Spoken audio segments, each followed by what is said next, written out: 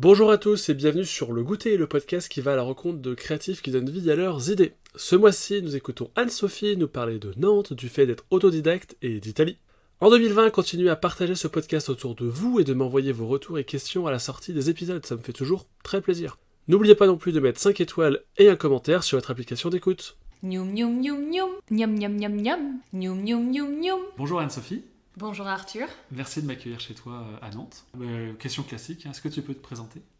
Concernant les études, alors du coup, moi j'ai 2 licences. J'ai une licence de sociologie et une licence infocom parce que à la base, moi je me destinais vers l'enseignement. Et du coup, à l'époque, il fallait une licence pour prétendre entrer dans les écoles, c'était l'UFM. Et du coup, voilà, je voulais être enseignante et j'ai passé les concours durant 2 années successives.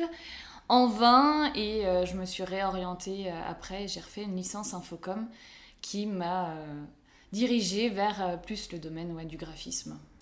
C'est quoi ? Alors ça, c'était une licence à La Roche-sur-Yon. En fait, la licence, elle s'appelait licence Médite, c'était métier du livre, univers, jeunesse. Je restais dans ce fil conducteur qui est quand même la jeunesse, qui me suit depuis longtemps. Voilà.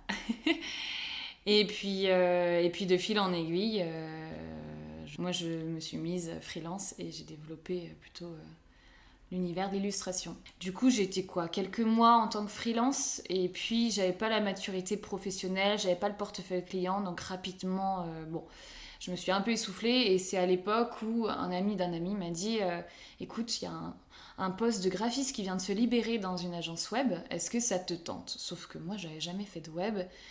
Et j'ai essayé, et puis ça a fonctionné, et du coup pendant 4 ans, j'étais à la fois graphiste, donc je maquettais des sites web, et puis sur les dernières années, j'étais community manager dans cette même agence. Et puis en 2015, j'ai mis fin à l'histoire avec cette agence web, et à l'époque, j'avais dans l'idée après de me remettre de nouveau freelance, parce que je me sentais plus confiante. Même si il y a eu encore des péripéties et vraiment, je suis freelance, moi, on va dire depuis 2 ans, 1 an et demi, 2 ans. Quand tu dis freelance, illustratrice, voilà. J'ai un peu encore de mal à le dire, mais non, je suis illustratrice. Donc là, tu fais plus que ça, t'es illustratrice à temps plein. Ouais, parce que quand j'ai démarré il y a 2 ans, en même temps, en parallèle, j'étais vendeuse aux Galeries Lafayette. Parce que j'avais besoin de changer d'environnement après ces 4 ans d'agence web, où comme beaucoup maintenant, ça devient un mot qui devient courant dans le langage. J'ai fait un espèce de burn-out et du coup, suite à ça, ça m'a pas mal impacté et il fallait que je change d'environnement professionnel, il fallait que je me retrouve aussi. Et j'avais plus envie d'être assise derrière un écran et du coup j'ai dû à côté là où j'ai été vendeuse, donc j'étais vraiment debout et vraiment en relation directe avec le public, ce qui m'avait manqué depuis longtemps.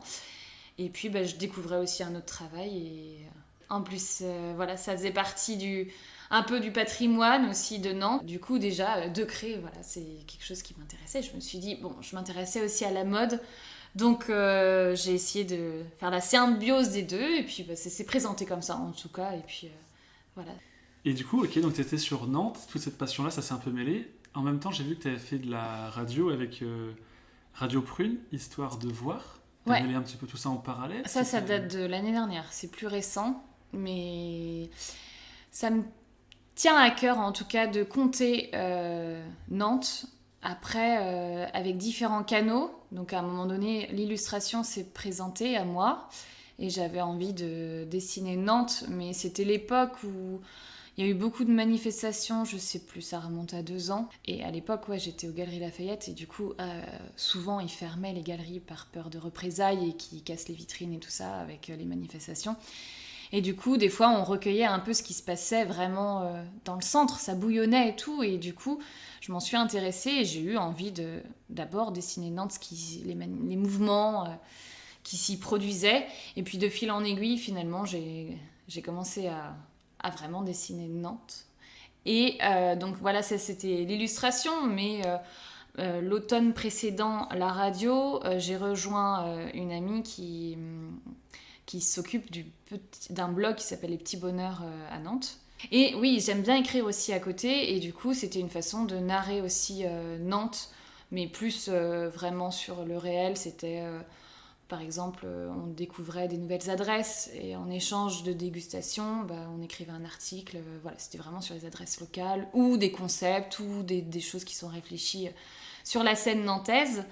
Et puis, on a fait ça quelques mois. Après, voilà, j'ai eu d'autres projets. Et puis, à l'automne dernier, donc l'automne 2018, j'ai frappé à la porte de la radio. C'est quelque chose qui me motivait depuis longtemps, poser ma voix et comme on fait aujourd'hui. Et puis, ouais, de m'essayer à la radio. Et c'est ainsi que j'ai commencé à écrire des chroniques sur Nantes. Donc, j'avais intitulé le nom de ma chronique, c'était Histoire de voir. Et pendant 4 mois, j'ai dépeint Nantes à ma façon, à la croisée entre la littérature, l'histoire, sous un volet un peu sensoriel, sensitif. C'est un peu toujours ce sensible-là, en fait, que je mets en mots ou en images. Et en fait, c'est un peu ça ma matière première, quoi, le sensible. Et j'essaye de l'exprimer de différentes façons, que ce soit par la voix, l'écriture et l'illustration. L'illustration, voilà, c'est quand même le canal par lequel je me présente majoritairement. Est-ce que tu kiffes ta vie ? Oui et non. Alors moi je suis peut-être un peu binaire, mais comme beaucoup te diront, vivre de sa passion c'est un privilège, c'est chouette. Après, des moments où t'as pas confiance en toi, il y a des moments où ça vend moins, il y a des moments où ouais, c'est le creux et que c'est moins sympa à vivre. Mais à côté, quand tu illustres Nantes et que voilà, les Nantais accueillent mon art et mes œuvres avec beaucoup d'intérêt, et c'est ce que j'ai pu voir l'année dernière quand j'ai fait ma première expo, toute première fois où j'ai eu un accueil vraiment chaleureux. Et moi, c'est ça, c'était de rencontrer l'humain en direct et quelqu'un, enfin, c'est ça le truc sur les réseaux. Tu peux avoir du monde qui te suit, tu peux interagir, mais c'est du domaine virtuel. Et certes, tu as des retours qui sont sympathiques, mais voilà, la matière, vraiment celle qui va être là, présente, qui va te donner la motivation, la stimulation, c'est la rencontre humaine. Et voilà, ceux qui te suivent dans ton art et qui te suivent dans tes péripéties, tes aventures, et qui sont encore là, fidèles au poste, c'est ça qui me fait dire oui, je kiffe, là aussi.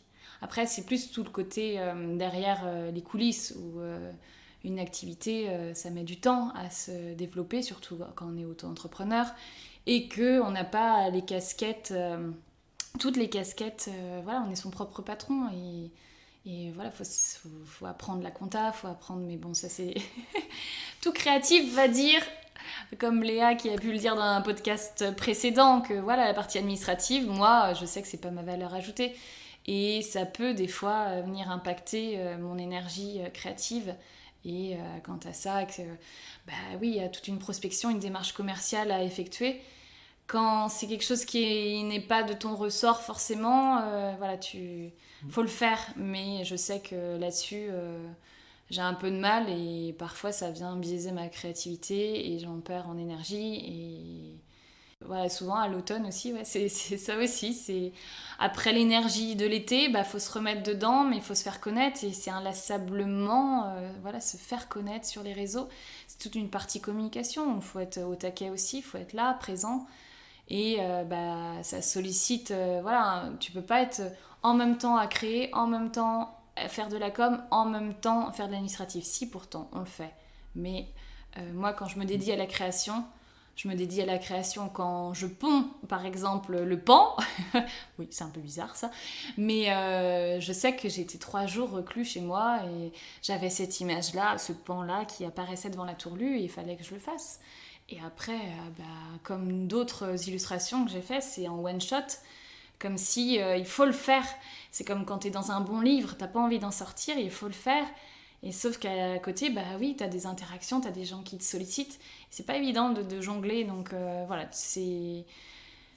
moi je sais que peut-être c'est le fait que j'ai pas été à suivre des cours en art appliqué, où j'ai pas forcément ce rituel ou ce besoin de créer. Quand je crée, voilà, ça émane d'une émotion, un besoin Parce que peut-être avant, il y a eu tout un temps d'inspiration où j'ai flâné en ville, je lis des bouquins qui m'inspirent, et puis je sais pas, à un moment donné, j'ai besoin de le verbaliser, j'ai besoin de le matérialiser en illustration.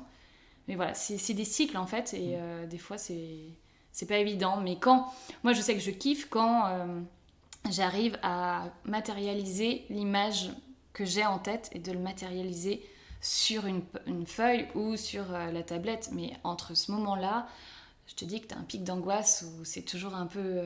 Parce que je crée pas tous les jours, donc des fois je dis « Oh là là, ça fait un moment que j'ai pas pris mes crayons, j'ai pas utilisé la tablette. Est-ce que je sais encore dessiner ? Et est-ce que ce que je vais faire, ça va plaire ?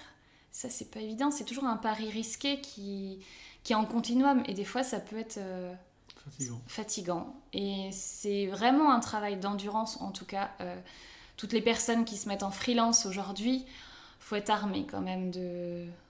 Faut savoir où on met les pieds. Même si on ne sait pas de prime abord vraiment comment ça va se dérouler, si ça prend ou ça prend pas.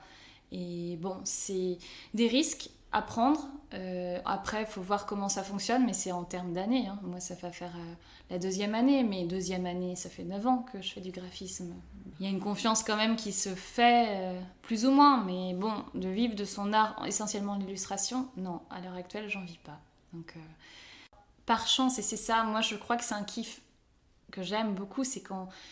que d'un seul coup tu maîtrises pas tout et il y a des synchronicités qui s'opèrent. Et là l'été dernier j'ai un client qui m'a acheté plusieurs de mes illustrations, dont l'éloge nantais, et également il avait acheté l'éloge nantais version jour et l'éloge nantais version nuit, puisque au Noël dernier j'avais fait une version limitée où j'avais imprimé cette fresque nantaise sur du papier bleu nuit avec une encre dorée. C'était vraiment la version luxe pour les fêtes. Et bon, il est sensible à mon univers, et il s'est avéré que l'hiver dernier, il est venu me solliciter pour une commande privée. Il allait se marier et il voulait offrir un présent très spécial à son futur époux, qui s'était avéré être en fait son compagnon, sa famille, la famille de son compagnon a un bien qui est une folie nantaise du côté de Pornic. Et à l'image de l'éloge nantais, il voulait que je conte l'histoire de cette folie nantaise. Et ce projet-là, il est venu, c'est tombé du ciel. Et en fait, je me suis mis vraiment à fond dans ce projet, puisqu'il me faisait complètement écho, puisque ça faisait un moment en plus, et c'est marrant, hein, comme quoi des fois, on a des envies, des projets. J'ai envie depuis longtemps de dessiner des folies nantaises où tous les châteaux qui bordent l'Erdre, t'as des belles demeures qui font écho à l'histoire et qui sont peut-être dissimulées aussi des fois dans la nature. Et c'est vraiment des joyaux au niveau patrimoine. Et voilà, là, on me sollicite dessiner une folie nantaise. Qui dit folie nantaise dit l'époque du XVIIIe siècle, si je ne fais pas de bêtises sur l'histoire, qui dit aussi en pleine période commerce triangulaire. Et voilà, c'est une partie de Nantes, partie un peu plus sombre. Mais aussi, voilà, cette folie nantaise, elle a connu aussi l'histoire de la Seconde Guerre mondiale, période qui est certes triste, mais que moi, j'ai beaucoup d'affection pour, parce qu'il y a derrière toute une histoire humaine dans cette guerre. Et du coup, c'était une commande qui m'est arrivée, qui m'est tombée dessus, et j'ai adoré. Et l'histoire n'est pas terminée, parce que j'aimerais raconter cette histoire de cette folie nantaise sous le prisme de l'histoire nantaise et d'une histoire de famille. Et je sais pas comment encore, mais l'étayer d'une certaine façon. Mais quand ça tombe du ciel comme ça, moi je crois que ça me donne encore plus la motivation, parce que je crois en des symbioses ou le hasard, je sais pas, mais... Et c'est souvent aussi par ce biais-là que on évolue dans notre inspiration et notre activité. C'est le fruit de rencontres souvent opportunes qui fait qu'à un moment donné, on va accéder à une notoriété peut-être plus grande. Et des fois, non, ça met du temps. Voilà, à chacun son chemin aussi. Mais ça fait partie des aléas, et puis c'est les contingences qui sont liées à l'activité, quoi. Faut en tout cas... être réceptif à ça, pas s'endormir la tête sous l'aile, être aussi proactif, de pas attendre ces choses tomber du ciel. Il faut démarcher et tout, mais voilà, trouver ce juste milieu qui fait une sorte d'équilibre quand tout se passe bien. Gnoum gnoum gnoum gnoum, gnoum gnoum gnoum gnoum, gnoum gnoum gnoum gnoum. On va parler de l'univers et de l'inspiration dans une deuxième partie.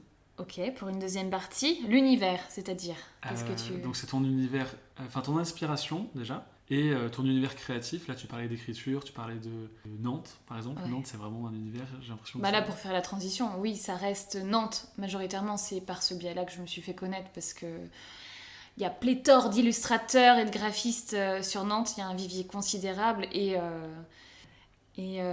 puisque moi, par les études, j'ai la sociologie en tout cas, la sociologie c'est une méthode qui permet d'observer un peu la société dans différents champs et je pense que j'aimais bien moi aussi l'histoire par ce biais, les faits sociétaux et du coup de dépeindre le patrimoine nantais.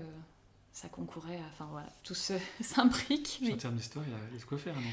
Il y a de quoi faire. Après, comme je te disais au début, c'est que j'en suis native, donc je connais bien Nantes, et à un moment donné, j'avais besoin de partager aussi mon Nantes à moi. Mais si on revient vraiment dans l'étape originelle, en fait, de comment j'ai démarré l'illustration, c'est par un dessin que j'ai fait sur Nantes, qui est une fresque, et que j'ai intitulé L'éloge nantais. Et en fait, c'est de là ça a démarré. C'est à un moment donné, j'avais, comme j'ai compté dans d'autres peut-être interviews, mais à un moment donné, j'avais un cadre vide au-dessus de ma télévision. J'ai entendu ça. Et puis, j'ai dit, mais non, mais il faut le remplir de quelque chose. Et m'est apparue l'idée de dessiner Nantes, mais le Nantes à ma façon. Et c'est depuis 30 ans où je navigue au sein de Nantes. Et du coup, j'ai commencé à raconter Nantes et à le dessiner. Mais après, c'était pour moi, pour mon univers perso. Et comme j'avais pas de date butoir, j'avais pas de commande, du coup, j'avais pas forcément de deadline. Et je me suis dit que potentiellement, j'allais la présenter pour mes 30 ans. J'allais faire un vernissage à la maison. Donc ça a démarré en fait dans le pro. Et au moment où j'ai découvert... j'ai enlevé le petit voile que j'avais... Non, c'est pas celle-ci, mais... de l'illustration, du coup, mes invités, mes amis se sont approchés et m'ont dit « Anne-Sophie, il faut que tu présentes ça ailleurs que dans le cercle familial et ailleurs qu'aux amis. Il faut que tu présentes ça dans le monde professionnel. » Et c'est comme ça que ça a démarré, moi, l'histoire de mon activité d'illustratrice. C'est plus, ça part d'un challenge, un défi où... j'ai dit pourquoi pas, on va essayer de le présenter. Donc j'ai fait des reproductions, j'ai fait imprimer en sérigraphie et c'est là où ça a démarré. J'avais fait ça d'abord en 50 exemplaires et puis ça s'est bien vendu très rapidement. Ça m'a permis de financer un voyage que je voulais faire en Argentine et puis au retour de l'Argentine, certains m'ont dit moi j'ai pas eu mon éloge nantais, je suis passée à côté et j'ai dit alors je vais faire une deuxième impression. Et puis ça s'est vendu également assez rapidement et en fait du coup j'ai dit si ça fonctionne je continue à dessiner et puis l'automne 2017 comme je disais, l'automne c'est souvent synonyme de renaissance pour moi. J'ai besoin de me renouveler, j'ai besoin de retrouver de l'inspiration, de m'essayer à de nouvelles choses artistiques et du coup j'ai dessiné le Pan de Lu, autre illustration qui est connu un petit peu plus maintenant. Et de fil en aiguille, ça a démarré finalement cette activité-là. Moi je l'ai, le Pan de Lu. Donc, Tu l'as. Bon, que d'honneur. Mais le Pan de Lu, l'éloge nantais, maintenant font partie des illustrations nantaises. Et puis on continue. Parce que du coup, j'ai vu que tu es autodidacte. Ouais. Donc, t'as pas eu toutes ces années à l'école où tu as appris des styles, des choses comme ça, et t'as changé. Comment est-ce que t'es devenue Anne-Sophie ? Genre, est-ce que tu t'es posé des questions ? Enfin, je pense qu'on se pose toutes les questions. Genre, est-ce que je dois prendre un pseudo ? Est-ce que... comment tu t'es créée ? Alors, du coup, comme je le compte au début de l'interview, j'avais été freelance juste après...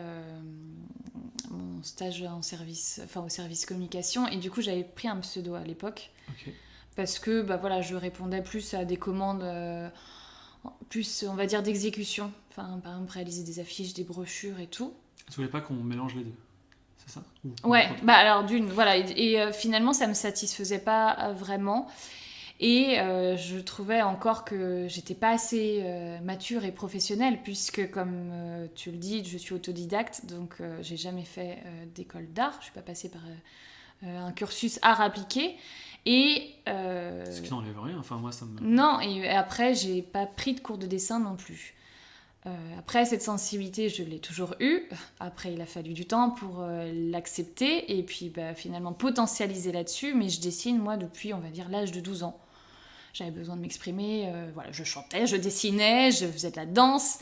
Et ouais, je dessine depuis l'âge de 12 ans. Mais après, c'est par...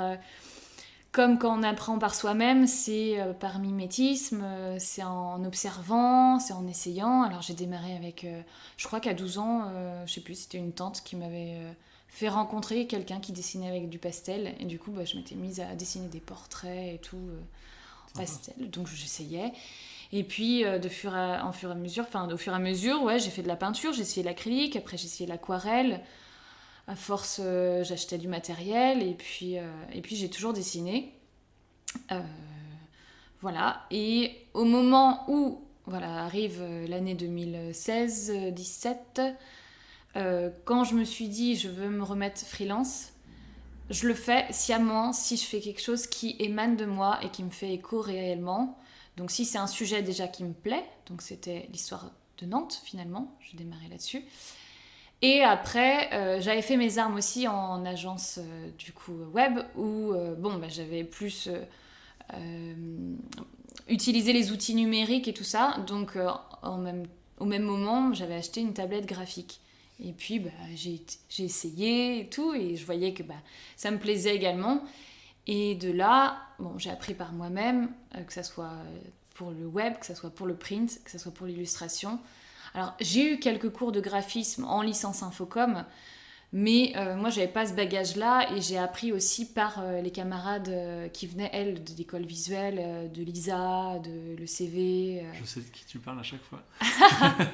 Ouais, mais non, c'est pas celle peut-être que tu connais. Ah bon Non, c'était des gens de ma promo et que, voilà, non, elles sont pas forcément devenues illustratrices. Il y en a qui ont fait des masters en typo ou ailleurs dans le monde de l'édition. Mais en fait, c'est le dénominateur commun, c'est l'humain. C'est souvent, j'ai appris par les autres. Et en regardant ce qu'ils faisaient. Et après, du coup, selon moi, ma sensibilité, selon moi, mes affinités, ce que j'aimais, j'ai fait tout un mélange. Et puis, on est sorti les illustrations nantaises. Tu as tout digéré et... Voilà. C'est comme ça que ça s'est fait. Alors après... en termes de légitimité, j'ai mis beaucoup de temps avant vraiment de me lancer. Tu vois, c'est presque un cas de sérendipité dans le sens où, voilà, pour mon anniversaire, j'ai fait ce vernissage et c'est mes amis qui m'ont dit « essaye ouais. ». Et du coup, c'est de là, c'est parti d'un défi, mais je pense que de moi-même, je suis pas sûre que j'aurais pris mon courage pour dire « ok, je suis illustratrice ». Et voilà, parce que je me sentais pas par rapport aux personnes que je rencontrais, que sur Nantes, il y a un vivier considérable de personnes qui sont issues des métiers de l'art et tout.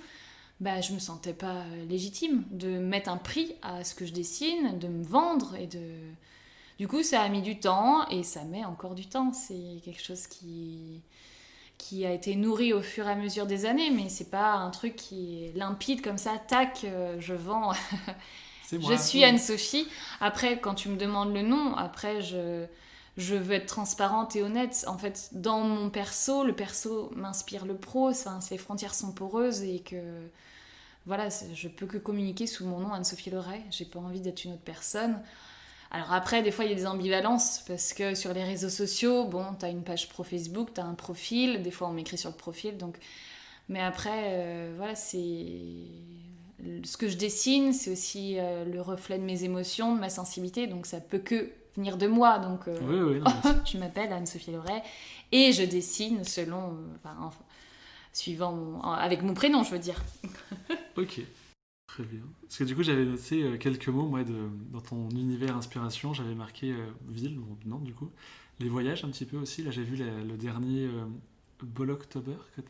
Ah oui, alors ça je trouve ça trop beau. C'est Attends, on reviendra dessus après. Et nature, ouais, et puis j'avais noté art humain, ou humain art, je ne sais pas dans quel sens le prendre, mais C'était Alors, un peu le... ouais, bah, l'humain, c'est un peu le fil conducteur, c'est par les rencontres, par les échanges que ça va nourrir ton inspiration. Moi, voilà, j'aime, c'est un terreau qui m'est cher. La nature, oui, c'est quelque chose qui... Moi, j'ai des racines plus dans le monde rural, on va dire. Et du coup, j'ai baigné, j'ai grandi à la campagne. Et du coup, bah, la nature, pour moi, c'est vraiment un environnement qui me ressource. Et dans la nature, enfin voilà, selon les saisons, t'as des couleurs, t'as des formes, t'as des motifs. Et ouais, c'est là où je puise aussi peut-être l'inspiration. On va dire où je me régénère pour trouver l'inspiration. Parce que l'inspiration, elle n'est pas non plus là, toujours au quotidien. Et c'est peut-être ça, en fait, qui m'a aussi amené... Enfin, quand j'étais en agence web, à un moment donné, on m'a trop sollicité de part et d'autre. Il fallait que je ponde. Je me suis vue un peu comme une poule où ça fonctionnait. Mais on me demandait, est-ce que tu peux faire une maquette? Est-ce que tu peux faire un visuel, par exemple, pour Facebook? Certes, il y a de la créativité. Je pense être créative. Mais... Sauf que tu as besoin d'avoir des moments de respiration et d'inspiration. Dans la nature, c'est au fur et à mesure, j'ai compris que c'est vraiment là où moi je me ressource. Là, ça va me venir l'inspiration. J'ai besoin de la lumière, du soleil. C'est peut-être pour ça que l'automne, quand c'est en déclin, je bug. Ou peut-être c'est là où je suis le plus inspirée. Donc voilà, il y a l'humain, la nature, l'histoire. Enfin, l'histoire, la ville... dans une ville, en fait, c'est quand tu te balades dans une ville telle qu'à Nantes ou dans d'autres villes limitrophes, hein, il y a toute une histoire. Tu as l'impression que tu le vois de par le paysage à Nantes, que ça soit quand on est vraiment dans Bouffay, voilà, les façades à Colombage, ça date du 15e siècle. Donc tu dis, waouh, ça a du vécu et waouh, il s'est passé des choses. Et voilà, quand tu vas jusqu'à l'île de Nantes, après, tu vois toute la... C'est plus le modernisme, donc des nouvelles infrastructures. Donc, voilà, c'est quelque chose qui est inspirant, puisque derrière, c'est l'humain qui a réfléchi la ville aussi. Donc, Nantes, pour ça, est dynamique. Nyoum, nyoum, nyoum, nyoum. Nyam, nyam, nyam, nyam. Nyoum, nyoum, nyoum, nyoum. Là, on va rentrer dans la partie technique. Technique. Parlons technique. C'est pas ma partie favorite non plus, je suis pas une technicienne, parce que la technique, souvent... moi je relie ça directement à un apprentissage, à un enseignement que j'ai reçu et chose que c'est mon propre apprentissage. Donc, c'est plutôt comment tu bidouilles alors Je bidouille, je bricole, on va dire. Majoritairement aujourd'hui je travaille sur une tablette graphique, donc c'est une Cintiq de la marque Wacom. Donc c'est comme si j'avais une feuille de papier version numérique, donc j'ai mon stylet et je dessine comme ça, j'ai pas à touiller ou à nettoyer mes pinceaux. C'est une manière plus directe et puis directement c'est connecté à nos terminaux, enfin nos outils numériques, donc c'est plus facile, mais ça va plus vite. Des fois, on peut calquer par des brushes et tout ça, comme si on faisait une aquarelle ou de l'acrylique, parce qu'il y a des brushes qui font comme si c'était... C'est Photoshop du coup. J'ai Photoshop, mais tu vois par exemple le pan, on croit souvent que je l'ai dessiné à la mano. Non, je l'ai dessiné par le biais du stylet. En revanche, l'éloge nantais, je l'ai dessiné à la main. Okay. C'est une fresque que j'ai vraiment dessinée à la main. Donc comme la folie nantaise aussi dont je parle, ça a été tout un travail en amont de documentation, de recherche... Puis on t'a vu le travailler, enfin tu l'as partagé un peu sur Instagram. J'ai partagé un peu ce process créatif qui est souvent celui avec lequel... Là c'était du crayon par contre. De quoi ? La folie nantaise. Oui, c'est pareil, c'est comme l'éloge nantais. Je me suis documentée, après j'ai isolé les parties du puzzle avant de mettre tout ça en pièces. J'ai mis au crayon de bois et puis après c'est la partie ancrage. Donc avec un stylo Micron, voilà, des petits stylos... On veut tout savoir. Encre de Chine, et puis voilà, j'oscille entre les deux, mais souvent, on va à la facilité, et c'est vrai que la tablette, c'est plus rapide. Comment dire ça Le nombre d'illustrations que tu as sur ton shop, ça doit se résumer à 20, je pense, à peu près. Et pourtant, tu arrives à faire vivre ton Instagram, parce que je parle souvent de réseaux sociaux, à travers des shootings, à travers des photos que tu fais, que tu vois, tu partages beaucoup en story et compagnie, ce qui fait que ton Instagram est vivant. Et pour autant, quand on regarde, il y a toujours un lien. Enfin, je sais pas comment vous faites, vous êtes trop forte.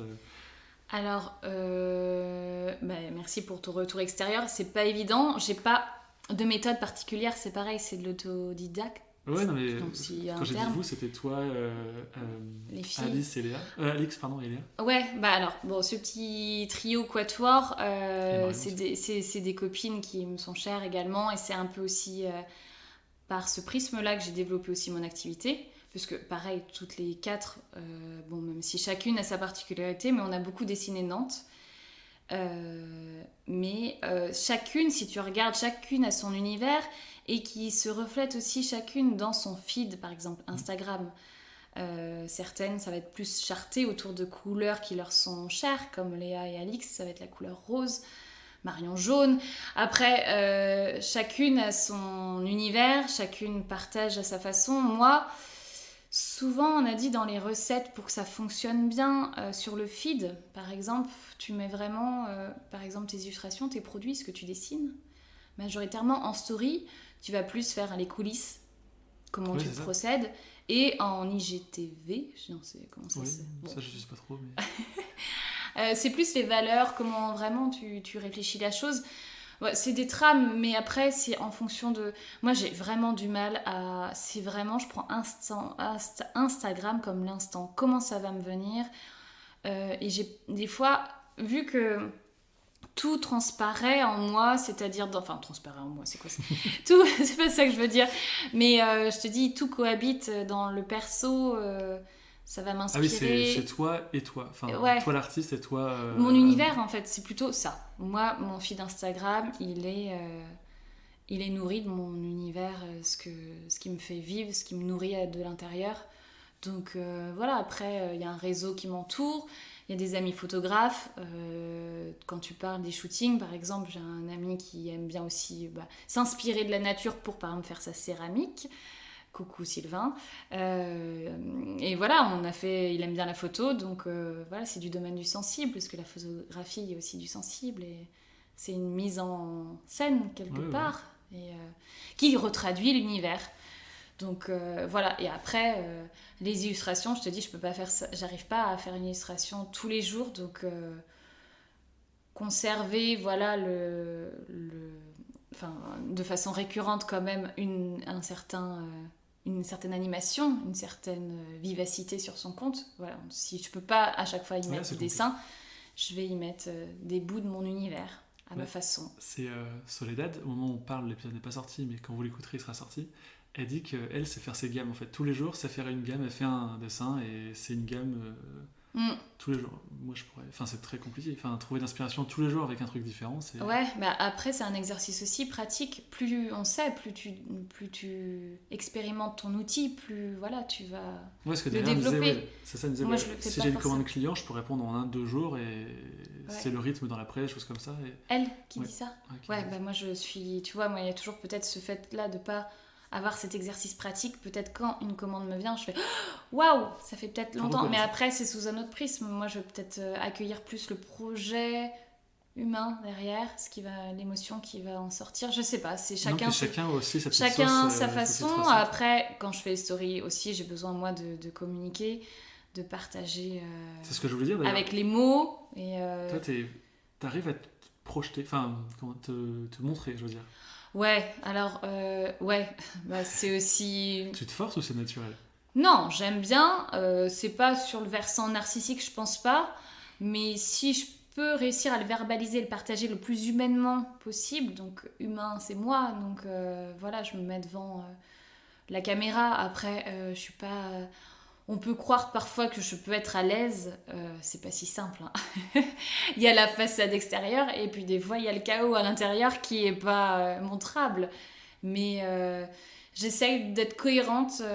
Voilà, si je montre une image, c'est moi aussi qui suis derrière, donc je vais pas me cacher. Mais après, je peux l'entendre totalement qu'on n'aime pas forcément se montrer. Voilà. Je trouve ça fou. Enfin, en même temps, c'est aussi l'époque qui veut qu'on doit. Enfin, j'ai l'impression que les gens s'identifient plus facilement à un visage que juste des dessins. Je sais plus qui disait quand tu achètes le produit, par exemple une illustration, tu achètes aussi la personne. Enfin, acheter la personne, c'est pas du tout l'univers de la personne. T'es sensible et réceptif. Et ça, où moi j'ai eu quelques peurs, on va dire, c'est quand j'ai pris le parti de quitter Nantes là pour 6 mois pour l'expérience en Italie. Sachant que je dessinais Nantes, sachant que mon réseau est pas mal nantais, c'est un pari de dire ok, je vais aller dessiner une autre ville, je vais aller... Mais ça reste toi du coup. Bah oui, mais c'était la peur, et ça reste quand même une peur où tu sais pas foncièrement qui te suit derrière les réseaux.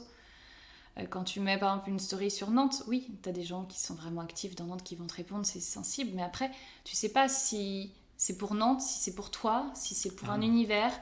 Donc tu testes aussi, c'est un moyen. Je crois qu'Instagram, après à différentes échelles, moi je me vois pas, enfin je suis une entreprise certes, mais c'est l'humain derrière.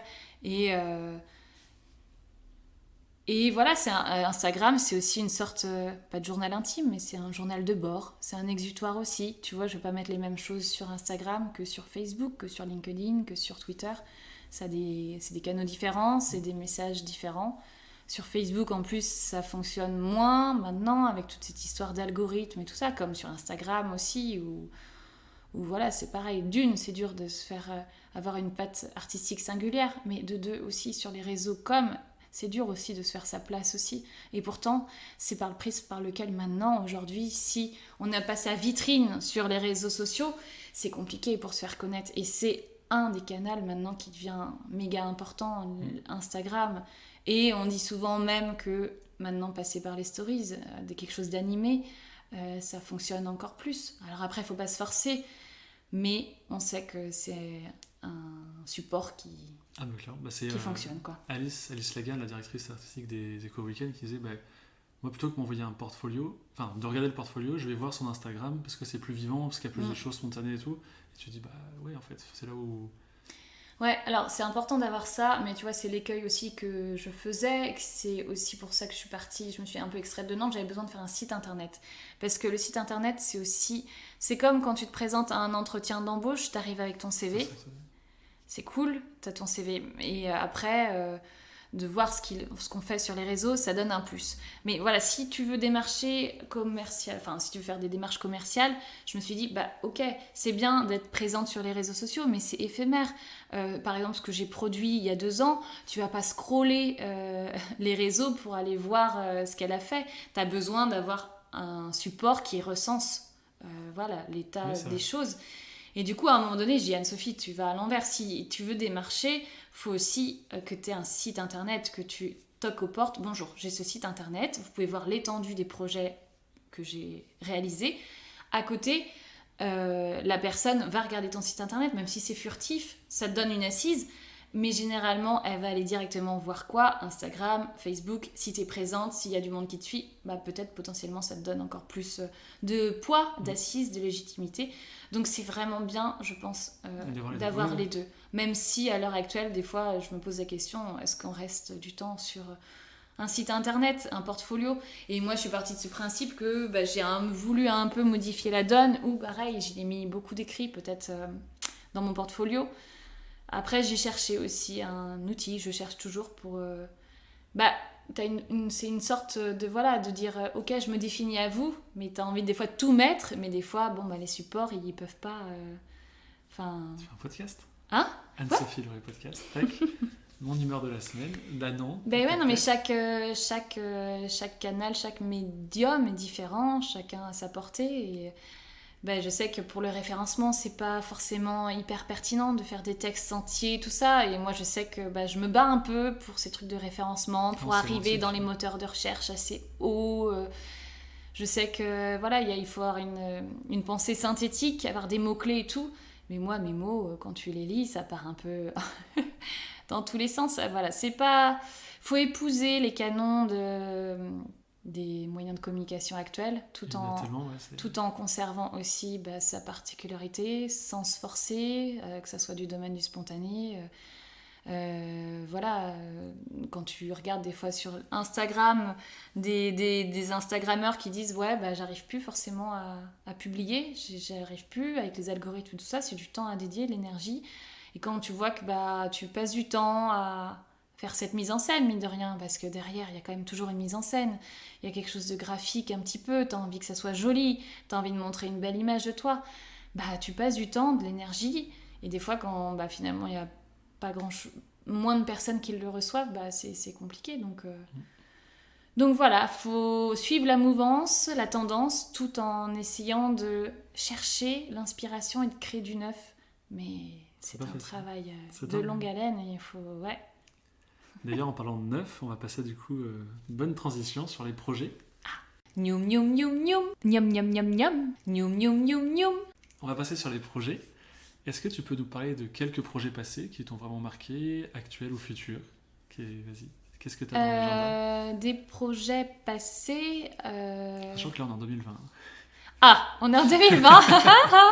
Donc en 2018, il y a eu ce beau projet-là d'exposition au chapitre T du côté de Guisto, où là, j'avais fait l'expo de mes illustrations nantaises. Je les présentais, et restait pendant un mois. Donc ça a été marquant, surtout le vernissage qui a été marquant, où là, il y avait vraiment beaucoup de personnes qui s'étaient déplacées et ça m'avait vraiment touchée particulièrement. Et du coup, en cette fin d'année 2019, 2 marchés de créateurs. C'est pareil, c'est toujours une rencontre avec le public, les clients. Et voilà, c'est rencontrer, mettre un visage sur un nom qu'on voit derrière des pseudos et tout. Et ouais, c'est les projets de la fin d'année 2000. C'était les projets de fin d'année 2019. Et les projets futurs, c'est une très bonne question. C'est un peu ça qui... On a compris que tous les automnes, tu changeais de projet ? Non, plus ou moins. On peut pas tout remanier à chaque fois. J'ai appris ça, qu'il n'était pas... Parce que j'ai tendance à vouloir un peu toujours me renouveler. Mais en fait, en voulant des fois faire table rase du passé ou vraiment refaire un nouvel univers, une nouvelle relation, tout changement, faut l'accueillir. Les changements, ça se fait pas du jour au lendemain. Et c'est plutôt d'une manière progressive qu'il faut les raisonner, les changements. Et il faut garder quand même derrière une base solide. Donc en fait, les changements autonaux, on va dire, la base c'était Nantes. Et à chaque fois, je la comptais différemment, cette ville. Après, il y a des changements des fois où tu as vraiment besoin de changer. Et l'hiver dernier, j'ai eu vraiment besoin de changer d'environnement. Et voilà, j'ai quitté l'Italie. J'ai quitté Nantes pour l'Italie. Et ça, c'est plus un domaine qui relève plus du projet perso. Mais derrière, j'ai profité de ce statut de freelance où à un moment donné, le freelance aussi, c'est de travailler en autonomie. Mais si tu es reclus chez toi dans ton atelier, ça peut vite être lassant. Et j'ai eu la chance, moi, avant de partir en Italie, avant ce projet-là, de faire des rencontres avec des illustratrices aussi. Donc ça m'a mis aussi une assise dans le métier que je faisais, de voir qu'il y a d'autres personnes qui sont dans la même mouvance, de confronter les inspirations, de confronter les fonctionnements de chacune. Et du coup, en émanent aussi des amitiés, et c'est aussi ces projets-là perso. Et voilà, et ces personnes-là qui me sont chères, c'est des amitiés que j'ai construites récemment, mais de l'intérieur et au fond de moi, j'avais vraiment besoin, moi, de changer d'environnement. Pour des raisons perso et pro, et du coup aussi de voir aussi, comme on est freelance, il y a un certain nomadisme. C'est ça. Et bien que je sors, je veux dire, de mon atelier et que je vais retrouver les filles des fois dans des espaces coworking, j'ai dit bon, autant aussi quitter Nantes et voir si ça fonctionne, continuer à avoir des clients ici, mais à distance, et puis de jouir d'un autre environnement qui était salutaire pour moi, puisque à ce moment-là, j'avais moi réellement besoin de voir un autre paysage. Parce que tu nais à Nantes, tu vis Nantes, tu l'illustres, tu racontes Nantes, tu as des relations à Nantes, tu as des projets.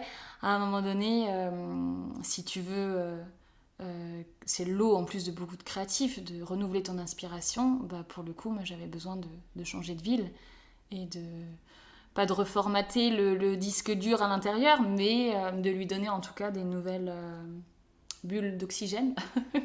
Et Et du coup, des projets comme ça, de partir 6 mois, peut-être sur des plus courtes périodes, tu veux les refaire un petit peu ? Alors là, c'est la question. Quand j'étais en Italie, on me disait quand c'est que tu reviens ? Quand je suis là, on me dit quand c'est que tu repars ? C'était à Bologne, t'es à Nantes, t'es à Bologne. J'avais dit que je rentrais pour peut-être 1 mois, 2 mois. De toute façon, j'avais besoin, moi, de processer ce qui s'était passé, cette expérience-là. Chose que je n'avais jamais fait. L'histoire de l'Italie, ça fait 20 ans que je côtoie l'Italie, mais j'avais jamais vécu vraiment le quotidien assez durablement. Donc voilà, j'avais les disponibilités, les dispositions pour le faire, je l'ai fait. On a chacun une checklist où on veut cocher des projets. Là, voilà, j'avais 32 ans, j'avais les dispositions pour le faire, partir seule et le faire. Et voilà. Et après, du coup, je suis rentrée cet été pour processer aussi ces 6 mois-là, pour voir qu'est-ce que ça avait fait à ma tête, qu'est-ce que ça avait fait à mon corps, qu'est-ce que ça m'avait... À ton italien un petit peu? Hein? À ton italien aussi? Sì, sì, certo. Però, voilà, et du coup, de retrouver Nantes. Et puis Nantes, comme on disait au début de l'interview, Nantes, c'est une ville mouvante, une ville étonnante, et qui en l'espace de 6 mois, c'est ouf. En l'espace de 6 mois, ça s'est multiplié, par exemple, des nouvelles adresses. Et puis des fois, bah, du coup, de faire un peu reset sur ton regard, bah, du coup, tu t'aperçois d'autres détails, et puis voilà, tu retrouves, c'est des cycles, tu retrouves des personnes, tu retrouves pas forcément les personnes dans la même mouvance, tu fais aussi des nouvelles rencontres, et puis ça t'emmène sur de nouveaux projets, donc... Mais c'est pas dit que je reparte pas. Parce qu'en soi, j'ai pas redessiné Nantes, et voilà, il y a quelque chose aussi, que l'histoire nantaise, je l'aime, c'est mon histoire, c'est ma vie, mais quand tu ouvres les portes ailleurs, des fois, tu as besoin de retourner. Donc, c'est pas dit que je retourne pas. Okay. Et c'est un projet de fin d'année aussi, où je repars en Italie, là, mais pour une semaine. Okay. On l'a teasé, hein, le projet. Ah, on est à fond, là. Si, certo. Ok, bah, du coup, à moins que tu aies d'autres petits ou gros projets, on va faire le projet, c'est que, pour revenir à ce que tu as dit, le Ball October, où j'ai dessiné Bologne... Ah oui, c'est mon projet en cours en soi. C'était un projet où j'ai dessiné le Bologne comme je l'ai vécu. Je l'ai arrêté puisque y a du coup la fin de l'année où c'est souvent les périodes de fêtes de fin d'année. Qui dit période de fêtes de fin d'année dit cadeau de Noël, dit marché de Noël. Et du coup, c'est une période assez importante pour vendre ses illustrations. Sachant aussi que, voilà... des fois, quand je fais une impression, on me dit « Ah, moi je la veux !» Ben ouais, mais des fois c'est un petit peu candide ce regard-là, parce que qui dit « Ok, tu fais une illustration, voilà, faut avancer de l'argent pour l'imprimer, et est-ce que toutes ces impressions, tu as un stock que tu façonnes, et après, faut aussi, ce stock-là, il va pas dormir, tu as besoin aussi de le vendre. » Donc voilà, j'ai aussi des pièces que j'ai dessinées, de Nantes, j'ai dessinées il y a quelques années, et à un moment donné, c'est comme... Je sais pas, c'est une comparaison maladroite, mais comme tout musicien qui fait un album, quand l'album sort, lui, il est peut-être déjà passé à autre chose, parce que chaque album, chaque opus ou EP est différent, des inspirations différentes, et des fois, c'est dur de rester avec... l'histoire nantaise dans une inspiration, une émotion que j'ai eue par le passé. Donc bon, là en l'occurrence, je me suis permis de revendre, de rééditer l'éloge nantais puisqu'il m'a été demandé et que je disais non. Mais voilà, l'histoire continue et c'est une pièce qui m'est importante et je la réédite aussi parce que c'est un peu mon bébé à moi. Et là, j'essaye de faire une partie plus narrative pour essayer de commenter aussi qu'est-ce que j'y ai mis, les éléments, les symboles. Parce que j'aime bien ça aussi, c'est le détail, ça fait partie de mes techniques aussi, de mes univers, c'est le sens du détail et le sensible, le détail se trouve... j'ai plus l'expression. Le diable s'habille... Non. C'est pas celle-là. Mais non, mais bon, bref, le sensible passe aussi par le détail. Et voilà, pour le dessiner Nantes, je suis pas forcément... partisane, si ça se dit, de dessiner Nantes pour dessiner Nantes. On dit que le Nantais est un peu chauvin, mais après, tout habitant de ville aime sa ville quand vraiment elle lui fait écho et qu'il a sciemment voulu y vivre. Mais je vais pas dessiner la Tourlue pour dessiner la Tourlue, en faire un marketing territorial et dire ok, j'aime ma ville. Si je peux y mettre moi tout mon imaginaire et un autre bagage, c'est peut-être ça qui fait la singularité aujourd'hui de mon art, on va dire. Mais voilà, si ça peut faire des inférences sur l'histoire, c'est ce qui me plaît moi aussi dans l'illustration, de faire des ponts entre... Des ponts ou des pans? Attends, j'ai une super transition pour l'Italie. Les ponts à Nantes, voilà, au-dessus de l'Erdre, au-dessus de la Loire, Il y avait, je sais plus combien de ponts, 53? Non, jadis, Ah oui. dans Nantes. Mais alors, je dis peut-être une erreur, il faudrait vérifier les sources. Mais en tout cas, avant, Nantes, comment elle s'appelait? Est-ce que tu l'as lu? Alors moi j'ai le nom breton qui vient en tête. Non, là. mais c'était la Venise de l'Ouest. Ok. On disait ça souvent, la Venise de l'Ouest. Voilà. Ça. Ah, on est... Ah, je savais pas. On navigue toujours dans les méandres transalpins. Non, Du coup... Ouais, ça s'appelait la Venise de l'Ouest parce qu'il y avait vraiment beaucoup de ponts. Il y en a beaucoup qui ont disparu malheureusement, mais bon, ça c'est... Mais tu vois, c'est l'imagination, l'histoire, le présent. Tout ça, à chaque fois, c'est vraiment le terreau moi, sur lequel Tu te bases. je me projette, j'imagine. Et entre mes lectures... mes documentations, ce que j'entends, les anecdotes que les uns et les autres parlent, évoquent un soir dans un bar et tout, puis hop, là, ça te fait... Ça fait tilt. Ça fait tilt, et en fait, c'est des petites billes que tu amoncelles, on va dire, et puis après, à un moment donné, des fois, t'as juste envie, à force, tout le puzzle, et ça fait une image, quoi. Ok. Bah, du coup, avant de traverser le Rubicon, on va aller manger le tiramisu. Alors, ouais, avec plaisir. Au caramel beurre salé. Oh oui.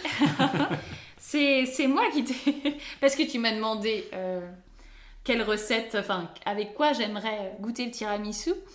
Et vu que c'est un peu aussi un mets italien, connu, même si c'est un gâteau que tu présentes régulièrement, a priori.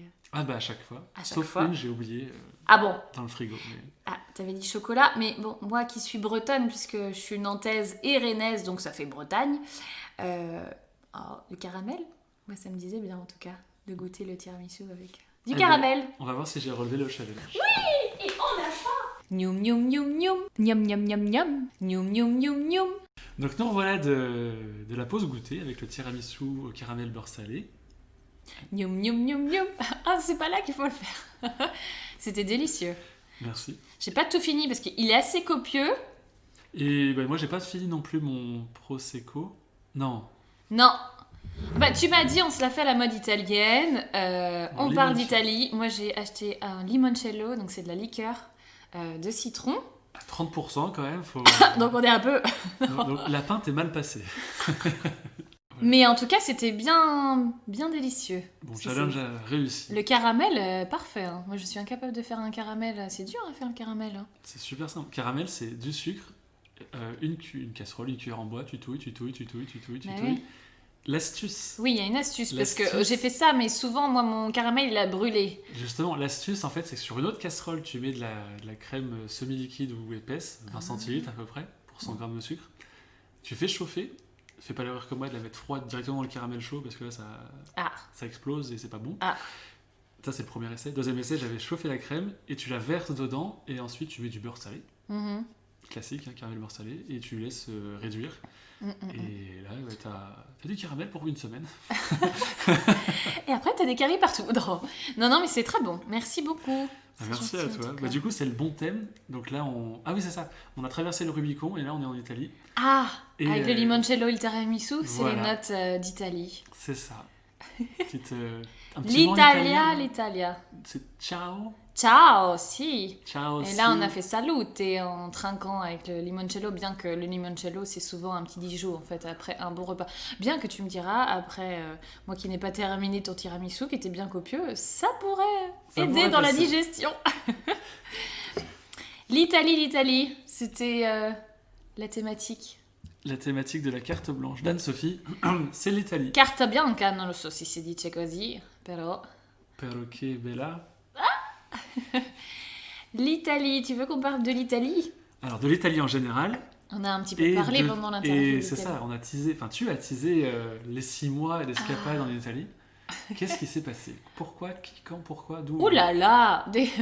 Non, mais là, tu as parlé de Ball October. Du coup, c'est vraiment plus mon projet actuel. C'était d'illustrer d'une certaine façon ce que j'ai vu, ce que j'ai vécu pendant les 6 mois en Italie, à Bologne. Bologne, c'est une ville au nord de l'Italie. Ouest?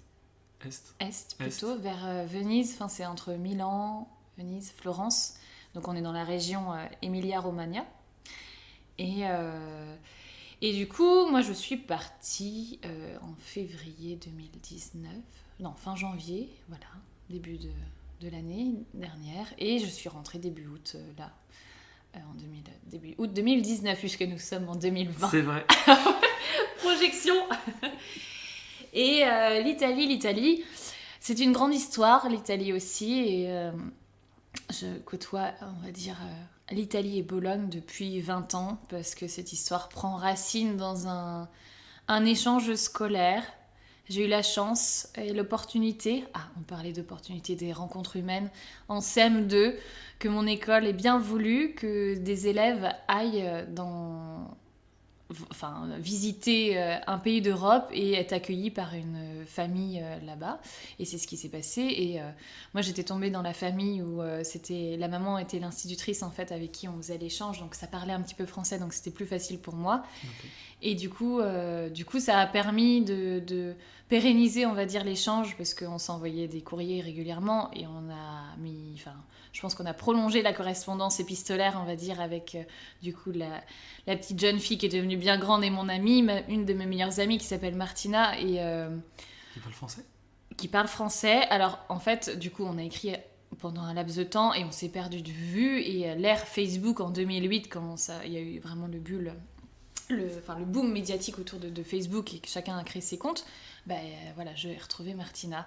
Et Martina, à l'époque, elle faisait ses études à la Sorbonne en Erasmus et j'ai dit « Ah, ma che bello !» Non, je parlais pas italien à l'époque, mais du coup, je me suis précipitée pour la rejoindre et c'était trop bien de se retrouver. Et puis à l'époque, on était tellement ravis de s'être retrouvés qu'on s'était donné pour mission chacune de créer un groupe Facebook et qu'on allait retrouver chacune nos camarades de l'époque pour qu'eux-mêmes puissent pouvoir reconstituer le binôme comme nous, on avait plaisir à le faire. Sympa.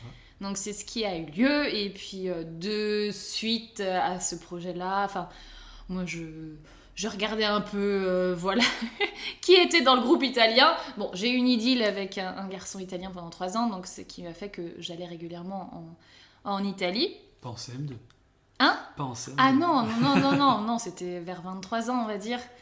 Et où je sais plus, c'était à l'époque où j'étais en licence à La Roche-sur-Yon. Et après, j'ai eu le loisir d'aller régulièrement à Bologne. Et après, j'ai continué finalement cet échange. Et puis, on va dire que l'année de 2015, quand j'ai quitté mon agence web, je l'ai quitté dans... C'est le corps qui avait parlé, qui avait tiré la sonnette d'alarme malheureusement. Moi qui prenais toujours une respiration pensant que ça allait toujours mieux avec des nouveaux collègues, des nouveaux projets. À un moment donné, j'ai attendu le dernier moment. Quand c'est le corps qui sonne l'alarme, là c'est un peu plus chiant quand ça arrive. Donc s'il y a des prémices, vaut mieux s'arrêter avant. Et du coup, j'avais vraiment besoin de changer d'air. Et j'ai passé l'été en Italie... on va dire dans la maison secondaire de cette copine qui habite à Bologne. Et en fait, sa maison, elle est dans le sud de l'Italie, en Calabre. Mais au début, moi, j'y allais pour quelques jours. Et puis finalement, c'est là qu'elle me dit, écoute, moi, je vais finir de passer l'été dans le sud. Et je dis, écoute, est-ce que je peux venir avec toi ? Et voilà, c'était vraiment un élan de spontanéité. J'étais partie de mon boulot, j'avais fait une rupture conventionnelle. J'ai eu la chance de pouvoir prétendre à ça. Et en fait, c'est là où... toute la créativité, l'intuition, tout est revenu. C'était du domaine du spontané, c'était hors cadre. Je me suis remise à dessiner, je me suis remise à... J'ai commencé à parler italien, c'était trop bizarre. Il y a eu un déclic alors qu'avant, je balbutie. C'était de l'italien approximatif parce que je l'avais entendu. En fait, c'est pareil. Je peux faire un peu le parallèle avec comment je me suis mise à dessiner. On va dire que ça fait un moment que je vis l'Italie. Mais moi, j'ai fait espagnol au collège. J'ai jamais pris aucun cours d'italien. Et à force, en fait, de mimétisme, d'écoute, de mémorisation, de vivre un peu là-bas, quand j'ai eu ce copain-là italien, je me cachais un peu toujours derrière. C'était très frustrant de comprendre, mais de pas le parler. Et en fait, quand cet été-là, 2015, je me suis retrouvée dans un village avec elle. Et donc, j'avais plus ce copain-là. C'était fini cette histoire depuis un moment. Eh bien, tout ce que j'avais absorbé est rejailli. Et depuis ce temps-là, en fait, je parle italien. Alors, je parle italien. J'ai les bases, on va dire. J'ai le vocabulaire courant. Mais en ça, c'était bien aussi de me déposséder aussi parce que souvent, j'aime bien la langue française, j'aime bien l'enrichir, j'aime bien la narrer, j'aime bien faire des jeux de mots. Et des fois, quand on a trop aussi, c'est une saturation que t'entends tout, quand t'es dans une langue étrangère que tu possèdes pas tout à fait et que tu vis dans un autre pays, des fois tu peux avoir le choix aussi de faire que t'es, comme tu dis que dans ta radio, de couper aussi, de pas tout entendre les bruits qui parasitent, parce que des fois t'évolues dans le contexte nantais, et puis des fois t'es dans le tram et tout ça, t'entends des conversations qui viennent te bouffer l'énergie alors que t'avais pas forcément envie d'entendre, donc on met le casque, ok. Mais moi, la musique aussi, ça me parle beaucoup. Mais là, j'avais besoin de la musicalité, italienne en tout cas, c'est comme ça que je l'aperçois. Un fond d'Italie. C'est comme ça que je l'ai appris aussi l'italien, c'est par sa musicalité où, je sais pas, dès que j'entends cette musique, ça me procure de la joie. Et en fait, de par cet été-là passé en Italie, il y a eu un ancrage assez positif qui fait qu'à chaque fois, j'avais besoin, après ce 2015, d'y aller régulièrement pour les vacances ou pour El Capodanno, c'est le réveillon. Ok. Et de ces 20 ans-là, j'ai aussi constitué un réseau, des amis, sachant que Martina, là, elle évolue aussi dans le secteur du tourisme, dans l'enseignement, donc dans la littérature jeunesse. Enfin, c'est des choses on a aussi un tronc commun qui fait qu'on a des affinités. Mais c'est une chance inouïe de pouvoir de renouer une amitié qui a pris racine dans l'enfance. Donc tu vois, il y a quelque chose... Par hasard, en plus. Ouais, et en fait finalement cet échange-là, je le perdure, et puis du coup des fois je me sens peut-être plus européenne que, je sais pas, nantaise Et j'avais besoin régulièrement de ce shoot italien, et ce shoot s'est transformé à un moment donné. L'été dernier, voilà, j'étais repartie avec toute son équipe à elle en vacances du côté d'Ancône, et puis j'avais eu le loisir de rester quelques jours à Bologne dans une coloc. Il y avait quelques jours dans une coloc, et on m'avait dit que dans cette coloc-là, en février, il y avait une chambre qui se libérait. Et sérieusement, j'ai pris la chose à cœur et j'ai dit, bon, moi j'arrive. T'as pris l'option, billet, hop. Voilà, coloc, c'était aussi un nouveau challenge d'être vraiment en immersion. Parce que je sais que j'ai pas forcément, moi, fait des écoles de commerce, des écoles privées, tout ça, qui des fois t'emmènent faire des années ailleurs, ou Erasmus. J'aurais pu le faire via l'université, mais bon. Bon, voilà, c'était plus un stage de vie à un moment donné, et c'est bien aussi de... La fameuse année de césure, en fait. Ouais, ou de faire... de voir d'autres façons de vivre et tout. Et je crois que moi, ça me rassure, en fait, de voir les autres, comment ils évoluent. Parce que des fois, quand t'es solo aussi dans ton atelier, tout ça, t'es dans un microcosme. Et en fait, quand t'es dans l'isolement aussi, de par la création, des fois, tu peux être en asphyxie aussi de ta propre personne. Et, plus supporté. Ouais, aujourd'hui, je m'en vais. Ouais, et je crois que il y a eu un moment où il y avait trop de choses, ou saturation. Et j'ai dit, j'y vais. Et en plus, j'allais pas en territoire inconnu non plus. Hein. Certains m'ont dit, waouh, mais j'aurais jamais fait ça. Non, c'est une zone de confort différente, certes, de celle que je connais à Nantes, mais ça restait quand même confort, où je savais, c'est une famille de cœur que je connais. Mais après, bon voilà, il y a aussi le prisme par lequel j'ai été introduite à la culture italienne. Voilà, et du coup, j'avais envie aussi de peut-être un peu faire... un peu déconditionner ce regard-là, et de le vivre, l'Italie aussi, de rencontrer des nouvelles personnes, pas par le réseau de cette copine-là, de faire mes propres expériences, peut-être pour le travail aussi, et c'est ce qui a eu lieu. Et c'est vrai que ces 6 mois-là ont pas toujours été évidents, parce qu'il y a une solitude aussi, des fois, de la culture, et puis moi j'ai ramené aussi dans ma valise le freelance. Enfin, j'y allais aussi, je continuais à travailler. Alors certes, j'avais besoin de changer d'air, donc j'ai vraiment embrassé, on va dire, ce paysage italien, et Bologne, la Bologna la Rossa, la Bologna la Grassa, Bologna la Rossa et la Bologna la Dotta, je le dis dans peut-être le sens inverse. La Bologna la Rossa, c'est que tu erres et tu chemines dans un décor rouge où c'est des briques, c'est des couleurs chatoyantes, et la Rossa, c'est parce qu'il y a un passé aussi communiste derrière. C'est une des plus vieilles universités d'Europe, du côté monde occidental aussi. Et du coup, ce qui fait qu'il y a un dynamisme culturel, historique hyper intéressant. Et je pense que ce que j'ai essayé de moi relater de cette expérience-là par le biais de mes stories, je pense que les Nantais qui ont envie de découvrir l'Italie peuvent aller à Bologne, parce qu'ils vont s'y retrouver aussi au niveau de la culture, de la richesse du patrimoine.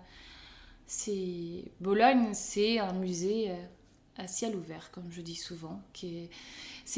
pas le Milan ou le Florence où tu y vas pour certains monuments historiques ou que tu fais la queue pendant des longues heures. C'est Bologne, je le dis aussi dans mes derniers Instagram aussi, qu'avant c'était une ville de passage pour aller à Florence, pour aller à Milan.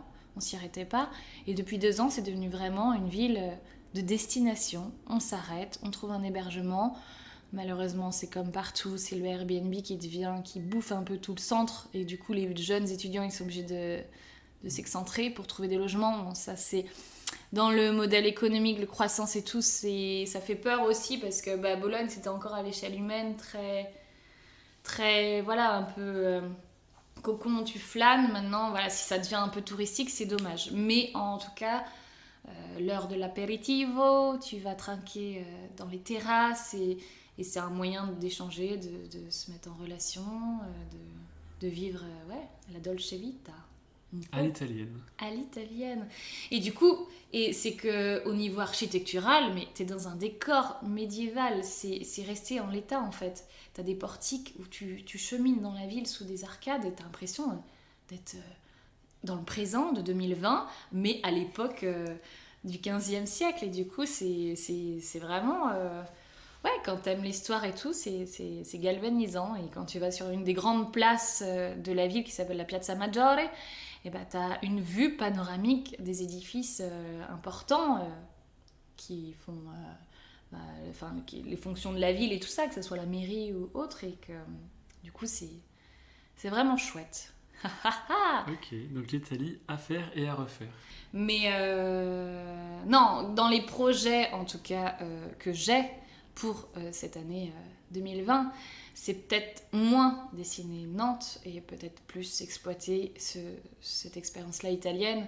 Et j'ai ça en tête dans le sens où quand en octobre j'ai dessiné Bologne et que j'ai pas terminé, proposer peut-être ces illustrations qui apparemment plaisent aussi là-bas, donc pourquoi pas les imprimer et en façonner... Des deux côtés peut-être cool. en façonner faire un petit livre. J'ai ça en tête. J'ai des choses en tête. Après, c'est toujours ce côté viabilité où tu peux prétendre avoir des projets dans les cahiers, vouloir le faire. Mais le temps que ça se réfléchisse et tout ça, il faut aussi gagner sa life. Et du coup, c'est ça qui c'est pas toujours évident à juxtaposer. Mais pourquoi pas en faire un petit guide des illustrations, de le traduire en français, en italien avec les textes que j'ai déjà fournis. Et il faut que tu travailles avec Julie Flamingo. Ah, sur un guide sur ah Bologne. Oui, ouais, c'est vrai qu'elle fait beaucoup de city guides à Nantes et à Copenhague, à Lyon. Elle a plein de belles idées. Ça peut arriver. Elle peut redécouvrir Bologne aussi. Mais on verra comment ça va se présenter, qu'est-ce qui va se jouer pour l'année 2020. Sûrement plein de nouvelles choses à découvrir. On ne sait pas. Mais j'ai pas foncièrement de direction encore... Bien sûr que j'aimerais collaborer davantage avec des structures, des nouvelles personnes. Donc s'il y a des personnes qui se présentent et qui ont envie de travailler avec moi, avec grand plaisir, pour écouter et leurs projets et pouvoir travailler peut-être main dans la main. L'horizon qui s'élargit, mais Bologne, Nantes, ça sera toujours... le point d'ancrage. Le point d'ancrage, mais après, vu que Nantes est aussi une ville... où je sais plus, j'avais mis ça dans les loges nantais, Neptunus Eunti, non je sais plus, c'est la citation derrière. C'est le blason de Nantes où c'est Neptunus, je sais plus, ça favorise les voyageurs en fait, cette ville-là. Et voilà, c'est vrai que ça emprunt au voyage et tout ça, il faudrait que je le restitue de façon plus sûre. Mais voilà, on continue le voyage. Voyage à Nantes, voyage en Italie. Ciao, ciao. Alors du coup, sans transition, est-ce que tu peux me dire ton mot préféré, français ou italien? Un mot français, alors j'ai plein de petits mots, moi, qui gravitent dans mon bagage de vocabulaire où je fais des yaïou, des intonations, mais un mot en soi, j'aime bien le mot phosphorer. Phosphorer. Ouais. Ah, j'aime bien. En plus, 2 PH. Oui, 2 PH. Ouais, ou processer aussi, j'aime bien ce truc-là, mais bon, c'est un mot, c'est plus dans le sens où, tu phosphores et tu documentes, tu t'inspires, tu réfléchis la chose et après ça te fait venir d'autres idées. Enfin, c'est tout un processus en fait où tu fais germer l'idée, elle éclot et et tu la transportes avec toi, tu la partages, tu la nourris, enfin bon, voilà. Elle a une vie. Mais j'ai peut-être pas forcément. Je faudrait, après, il faudrait aller regarder l'étymologie, la signification exacte dans le Larousse, et voilà. Mais j'aime bien ce mot. Alors, est-ce que tu peux... Enfin, c'est un peu la base de ce podcast-là, c'est faire découvrir des personnes. Est-ce que tu peux nous recommander 3 personnes ? 3 personnes. Ah ah, mais 3 artistes. Bah, de préférence. Ah. Ça peut Alors, être je de suis tout, pas hein. foncièrement réceptive à ce genre de questions parce qu'en fait, après, on va dire ouais, c'est nul, t'as personne à nous recommander, c'est pas ça, mais c'est que moi, je m'inspire un peu de. C'est vraiment hétéroclite et multiple en fait les inspirations sur Instagram. À chaque fois, j'épingle. Et c'est pareil pour la musique. Moi, ça va être une émotion qui va me venir en fonction d'un titre. Et je vais pas aller comme certains et que j'admire, ceux qui vont aller vraiment regarder, fouiller tout l'album, par exemple, et voilà, ou tout l'univers graphique. Moi, c'est selon l'instant. Donc, il y a des comptes, oui, qui me font plus écho. Mais j'ai plus envie de parler, moi, si c'est 3 personnes à suivre, c'est mes amis aussi qui ont des projets Ah ouais, carrément. et qui aussi font partie des personnes que tu as interrogées. Mais voilà, Ah, vas-y. bah, Alix, par exemple, qui mène en ce moment le projet, qui développe à fond les ballons ce projet-là de Bande à part, qui est un collectif qui recense voilà, des auto-entrepreneurs freelance qui les aident à interagir, à se former, à se sentir plus en confiance dans leur activité. C'est plus peut-être des protagonistes comme ça sur la scène qui sont pas forcément des artistes. Après, dans les univers, moi, si c'est pas des personnes, c'est des univers. Moi, j'aime bien. Ah oui, si, on va dire, c'est pas forcément un artiste, c'est une entité culturelle. Si le musée d'art à Nantes, je trouve ça, enfin, tu vois, là, jeudi dernier, enfin donc jeudi, non, Ouais, c'était il y a longtemps. Là. il y a longtemps, je me suis fait la nocturne au musée d'art. J'adore les nocturnes, mais je le dis souvent, mais c'est gratuit, il y a personne. Et tu retrouves tes œuvres. Là, je les avais pas vues depuis 8 mois, mais j'ai retrouvé une œuvre de Fernand Léger ou une œuvre de Kandinsky, que j'aime bien l'univers. Et là, juste récemment, il y a 2 Picasso qui se sont fait la malle, non, façon de parler, mais du coup, non, ils ont été pris pour d'autres musées. Et du coup, il y a Basquiat qui l'a remplacé ponctuellement. Mais voilà, c'est le musée d'art, des personnes, donc il y a Alix, bon, après, moi je suis aussi l'actualité à Nantes, enfin voilà, c'est plus des univers, Ou un restaurant. un milieu, restaurant, un endroit, je ne sais pas. tu vois, ça date de peu de temps, qui a ouvert dans le quartier, parce que c'est ça qui est intéressant dans les nouvelles adresses, c'est Belle de Jour, si j'écorne pas le... C'est un resto bistrot culturel qui vient d'ouvrir dans la caserne, au cœur de la caserne à Mélinette, donc c'est un peu la nouvelle mouvance, en tout cas pour Nantes, ce quartier-là, ils ont rasé le patrimoine, enfin pas entièrement, et du coup ils réhabilitent, et derrière il va donc avoir plein de logements, il y a des groupes scolaires, je crois qu'il y a aussi des lieux qui vont être dédiés au monde artistique, il y a des jardins collectifs si je ne m'abuse, et là il y a du coup un restaurant, mais qui fait aussi lieu culturel, et j'ai l'impression qu'ils veulent développer, en tout cas tout ce volet-là, mais... Belle de jour. Ouais, et en tout cas, j'y ai mangé, c'était super bon. Ils ont su allier les saveurs et moi j'aime bien aussi, tu vois, dans ce détail-là culinaire aussi, c'est d'être un peu étonné, interpellé, donc des associations de saveurs. Bon, voilà. Mais c'est pareil, il y a plein de bons restos à Nantes et des bonnes crèmeries, on va dire, même dans les espaces... Pour les freelances, il y a Shop Shop, il y a le Chapitre T, il y a le Sugar Blue, il y a... là, récemment, j'ai découvert aussi avec l'expo, du coup, c'est conciergerie, la conciergerie du parc, c'est vraiment chouette comme lieu, tout ça aussi sur l'île de Nantes, donc c'est plein d'adresses. Voilà, donc c'est le... Donc plein de recommandations. Oui, finalement, mais c'est pas 3 artistes comme... Et je crois que ça sera la dernière question, parce qu'on ne voit plus rien du tout. Ah. Est-ce que tu peux nous raconter... Ah oui, voilà. Est-ce que tu peux nous raconter une rencontre avec quelqu'un de connu qui était un peu... qui sortait vraiment de l'ordinaire? Waouh, une rencontre... Étonnamment, si on peut faire du lien avec tout ce que j'ai raconté, c'était marrant, c'est sur les Instagram, les réseaux. Des fois, tu fais des rencontres un peu extraordinaires. C'est quelqu'un qui commence à me suivre comme ça, et ça sortait de nulle part, un artiste, un auteur de bande dessinée, et que moi je connaissais pas trop, et du coup j'ai partagé ça aux copines illustratrices, et dit attends, il te suit et tout, il s'appelle Paco, c'est le compagnon de Margot Motin qui est vraiment très connue, elle aussi qui est auteure de bande dessinée, plus du féminin, et qui est connue pour ses bandes dessinées, ses albums Tectonique des plaques par exemple. Bref, Margot Motin, je la connaissais. Et on a commencé à échanger avec Paco sur Instagram, et le feeling passait bien, puis on échangeait aussi des vues de l'esprit, et puis des méthodes de production et tout. Et à un moment donné, c'est l'année dernière, ils sont venus dédicacer des albums tous les deux à Nantes, la librairie Aladdin, je crois, je sais plus si oui. Et très gentiment, il m'a dit écoutez, votre petit quatuor là, avec Léa, Alix et Marion, bon, on n'a qu'à se rencontrer. Et j'ai trouvé ça formidable, parce que nous, on est dessinatrices, enfin voilà, lambda, on sort pas forcément de l'ordinaire.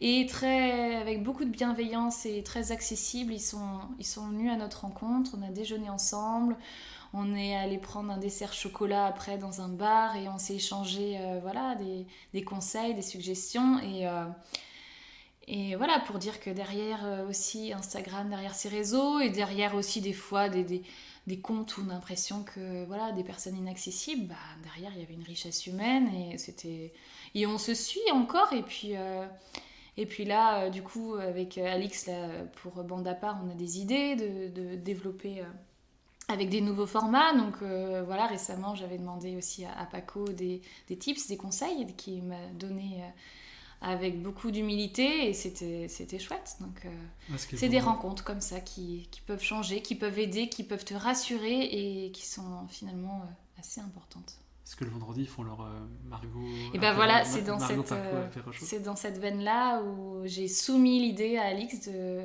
pourquoi pas faire ça aussi pour Bande à part. Et donc on verra comment ça va évoluer. On a vu. Oui. On verra. Oui. Pour les questions, ouais. Mais en tout cas, c'était une chouette rencontre avec Margot et Paco. Ah, j'avoue. Non, c'est vrai que j'ai un peu discuté avec Paco aussi par Instagram. Ah. Et c'est vrai qu'il même des conseils. Il m'avait appelé, je crois, à un moment, parce que j'avais des questions et tout, et très accessible.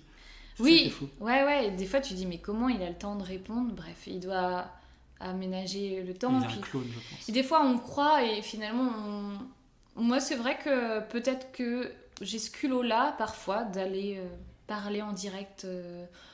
D'autres diraient non, tu vas pas. Enfin bon, après voilà, si on se met en avant, après tout dépend de quel message tu vas délivrer. Si tu viens juste confirmer une stories ou faire envoyer. Mais si tu as une question réelle et que tu le dis de la façon la plus honnête, et c'est vraiment une envie, tu as besoin qu'elle réponde, je pense le message, tant qu'il est dit avec une intention honnête et une démarche de bienveillance, la personne en toute logique, elle est derrière, et elle connaît les tenants et les aboutissants de ses réseaux, et puis elle répond ou elle répond pas. Mais quand c'est comme ça, c'est génial, quoi. C'est comme ça que peut aussi une nouvelle histoire, des nouveaux projets peuvent éclore, et voilà, là-dessus c'est positif. Non, c'est vrai. Non, on sous-estime des fois, je pense, la capacité de... Tu sais, il y a une histoire comme ça, on est à 5 pas de quelqu'un de connu ou de je sais pas qui, ou 3, je sais plus. Pourtant, avec Instagram, un pas direct, tu peux l'envoyer... Après, bon, il y a des demandes et des demandes. Mais c'est souvent ce truc-là qui revient, c'est des histoires de timing, des histoires de synchronicité, la loi d'attraction, je sais pas. Moi, je crois en un peu tout ça, même si derrière... c'est pas anodin, c'est rationnel aussi d'être là-dessus. Donc un mix de tout, et la magie opère. C'est un joli mot de fin. La fille qui fait les transitions. Ouais. Merci beaucoup Anne-Sophie. Merci à toi Arthur d'être venue de La Roche-sur-Yon jusqu'ici. C'était dur. Hein. Et il fait noir maintenant, on ne voit plus rien. On pourrait lancer un nouveau concept de restaurant où on mange le tiramisu dans le noir. Ah oui. Non, mais en tout cas, c'est chouette d'instaurer ce format-là de discussion avec un échange où on a le loisir d'exprimer plus longuement ce qu'on a envie de formuler, d'échanger, de partager. Et c'est chouette. Merci. Merci. Nyoum nyoum nyoum nyoum. Nyam nyam nyam nyam. Nyoum nyoum nyoum nyoum. Merci à tous d'avoir écouté cet épisode et rendez-vous le 16 du mois prochain pour un nouvel épisode avec un nouvel invité. Et d'ici là, n'oubliez pas que vous pouvez obtenir l'illustration du mois directement sur le site www.podcastlegoûter.com. Portez-vous bien.